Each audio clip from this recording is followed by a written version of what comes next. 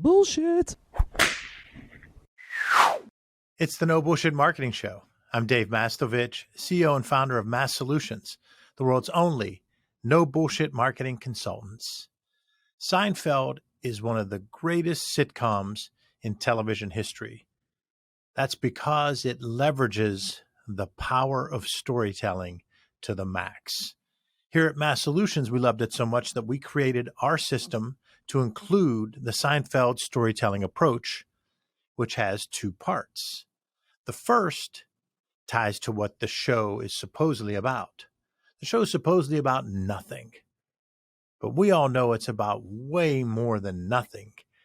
It's about the minutia of everyday life and how we handle it, but it's also about how we can relate to the people in the show. So the first part we talked about in another episode, the things that you think are nothing are actually something to others.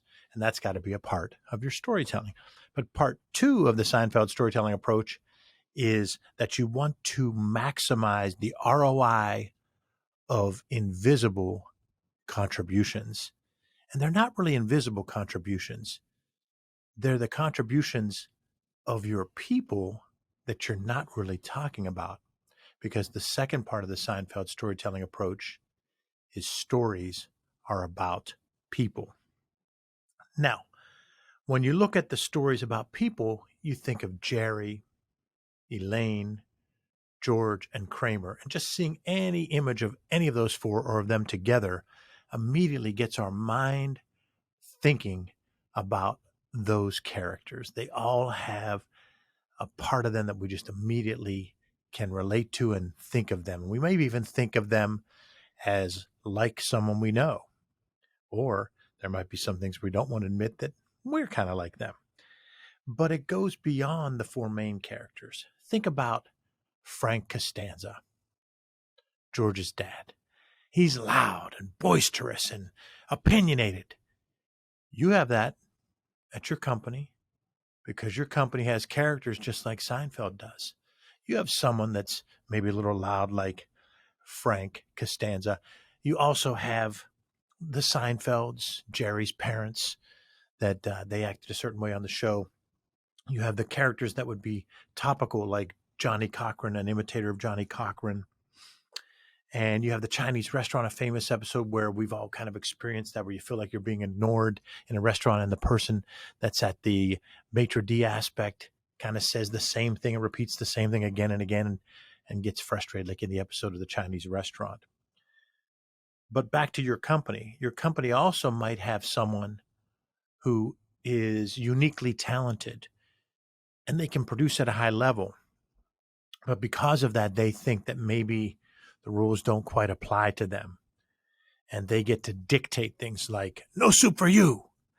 That character from Seinfeld. Well, you have people like that on your company and on your show, if you will, if your company were a show. So the second part of the Seinfeld storytelling approach is that stories are about people, and you want to tell real, authentic stories about your people, the characters at your place. And you want to humanize it to have the emotional impact. I give an example a lot of times about this one client we're working with, that they were trying to decide how they were going to talk to current clients when they came and had meetings with them and when they presented to prospective clients at the final stage. And as they were talking, we had done our research and we had heard a lot of things through our systematically gathering of insights, interviews, observations, trends, looking at the company.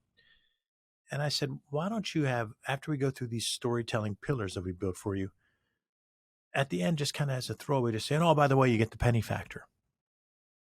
He said, what do you mean? I said, well, time and again, when we talk to existing clients, employees, leaders, strategic partners, penny came up as someone who just seems to be able to predict what's needed and is there before you even know it, solving a problem. I said, just say, you also get the penny factor. And then when they ask what it is, you explain it. And this client texts me and says, can you talk? I'm thinking, oh, what's up? Call him. And he says, we just finished a meeting and I tried the throwaway line, the penny factor at the end. This is a grand slam home run. They immediately said, you know what? I know exactly what you mean. Penny did this and this for me in the past and did this and this to prep me for this meeting. So your character, your people are your characters. You need to be able to tell the stories about them. There's another piece of storytelling about your people in the second part of Mass Solutions Seinfeld storytelling approach. Stories about people, and clients will know your weaknesses. Robert Cialdini, one of the foremost thinkers on the principles of influence, great book about the principles of influence, talks about how we need to admit our weaknesses so we can have the discussion about them, because the client already knows them or perceives of weaknesses that aren't even weaknesses. If you don't bring them up, you never get to tell your story about it.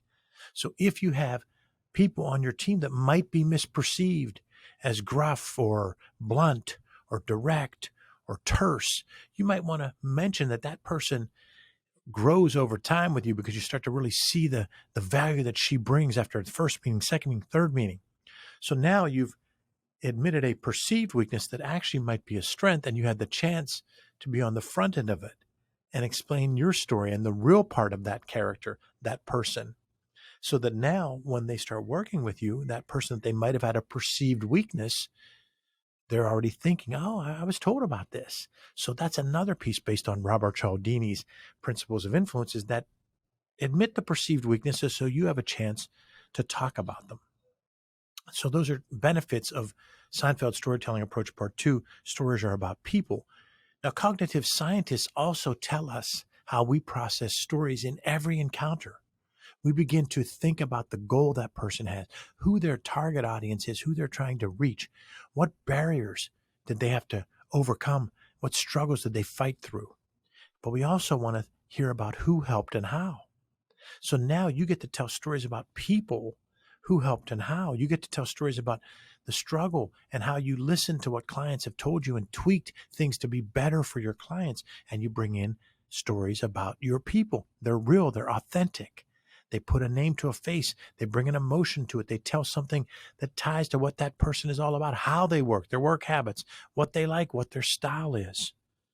And you also talk about lessons learned, because the cognitive scientists say that's what we're looking for when we're processing a story in our mind.